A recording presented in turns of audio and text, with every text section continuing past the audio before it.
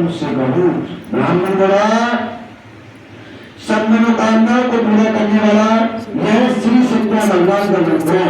इसकी कृपा से मेरे यहाँ धन धान्य वृद्धि हुई है। ब्राह्मण से उस व्रत के बारे में जानकर नगरारा बहुत प्रसन्न हुआ। पक्के के वचनामृत प्रसाद खाने के बाद अपने घर गया। फिर नगरारे ने अपने मन में संकल्प किया, आज जो ब्राह्मणी लकड़ियां बेचने से जो धन मिलेगा मैं उससे सत्य भगवान का उत्तम तप करूंगा। ऐसा मन में विचार कर उन लकड़ियों को अपने सिर पर रखकर ऐसे सुंदर नगर में गया जिस नगर में धनवान लोग बसे होते हैं। उन नगरों का दाम पहले से चुगने मिले। नगरारा बहुत प्रसन्न हुआ। पक्के केले की धुनी घी दूध गेहूं का चूरन सलाद शादी कर श्री सत्य भगवान के व्रत कथा की कुल सामग्री लेकर अपने घर को गया। फिर अपनी भाइयों को बुलाया, विधिवत भोजन किया। उस व्रत के भाव से नगरारा धन और पुत्र से संसार के समस्त सुख को भोगकर अंत में वैकुंठ धाम को चला गया। बोलता भगवान की जय। श्रीमन नारायण नारायण नारायण भगवान नारायण नारायण नारायण विष्णु नारायण नारायण नारायण प्रभु नारायण नारायण नारायण भगवान नारायण नारायण नारायण भगवान नारायण नारायण नारायण श्रीमन नारायण नारायण नारायण। तीसरा ध्यान श्रोधी बोले श्रेष्ठ मुनि मैं और यह कथा सुनाता हूँ। सो ध्यान सुनो। प्रजा काल में कोलकाता नाम का बुद्धिमान राजा था। सत्य का विदंडर था। प्रतिदिन देवों के स्थान पर जाकर गरीबों को धन देकर उनका कष्ट दूर करता था। उनकी पत्नी कमल के वृक्ष समान सती साध्वी थी। भद्रसी नदी के तट पर उन दोनों ने श्री सत्य भगवान का पूजन किया। उस समय साधु वैश्य व्यापार के लिए बहुत सारा धन था। अपनी मोटा को माता गंगा के लिए खड़ा कर राजा को व्रत करने का नमस्कार कर कहने लगा, आप क्या कर रही हैं? इसके करने से क्या फल मिलता है? कृपया कर मुझसे कहो।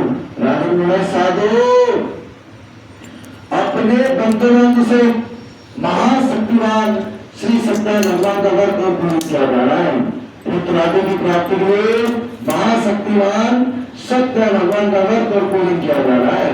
राजा के ऐसे वचन सुनकर साधु कहता है मुझसे इसका सारा विधान मतलाइए। मेरे में कोई संतान नहीं है।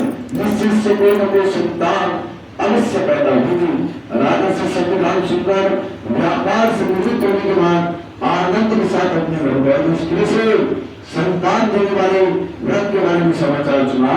कहा कि जब मेरे पुत्र या पुत्री होगी मैं भी इस व्रत को अवश्य करूंगा।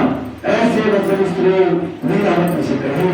एक दिन लीलावती पति के साथ आनंदित होकर सात से घंटे प्रकट करने के बाद सत्य भगवान की कृपा से गर्भवती हो जाती है।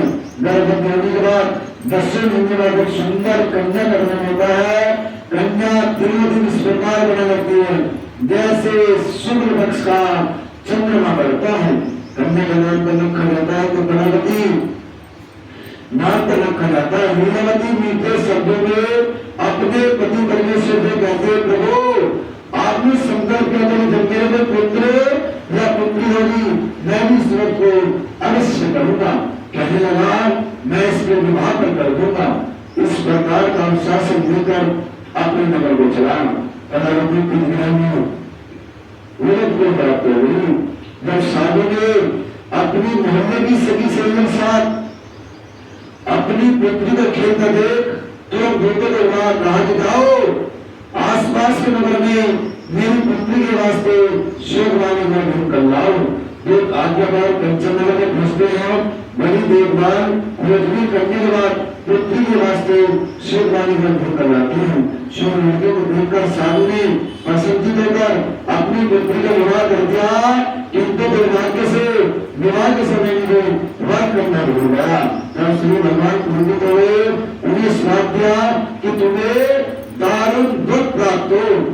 अपने कारण कुशल जामाते सभी दोनों सुशोधनाई रतनपुर नगर में व्यापार करने लगते हैं।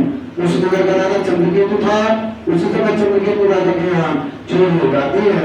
चोर चोरी करके भागते हैं, दौड़ते उनके पीछे सैनिक भी दौड़ते हैं। जितना धन चोरों ने चुराया था वहीं पर रखकर भाग जाते हैं, जहाँ पर दोनों सुशोधनाई ठहरे हुए होते हैं। दोनों को बंदी बनाकर निकालकर राजसभा में खड़ा कर देते हैं। कहते हैं राजन, इन्होंने आपके राज्य में चोरी की। न राजा सुनता है न सुनाता है, कहता है डालने निकाल को भूले, इन्होंने मेरे राज्य में आके चोरी की। उधर लीलावती और कलावती दोनों अत्यंत परेशान थी। जो घर में धंधा खाता चोर चुरा कर भाग जाते हैं। शारीरिक मानसिक भूख और प्यास की अन्न की चिंता में कलावती धीरे धीरे आत्महत्या होती है। लीलावती कहती है पुत्री, तेरे मन में जीते क्या है? कहंगरी माता, क्या हुआ बेटा? तो धीरे धीरे धन होती है। माता, मैंने ब्राह्मण के घर में शिव शंकर भगवान के रूप में देखी है। वो सुंदर प्रसाद ग्रहण को कराई, कुछ ना कुछ तो फल मिलेगा। इतने में ही लीलावती के ध्यान आते कि मेरे पति परमेश्वर भी सत्य भगवान के रूप पिता बोली थी, क्यों ना आगे वालों शाम के समय पंडित जी बुलाकर अपने घर में सत्य भगवान के रूप पिता कराई और वर मांगा कि मेरे पति दामाद शीघ्र घर जाने और हम सबका प्राण क्षमा करो, क्षमा करो, क्षमा करो। उसके दिल वचन सुनकर सत्य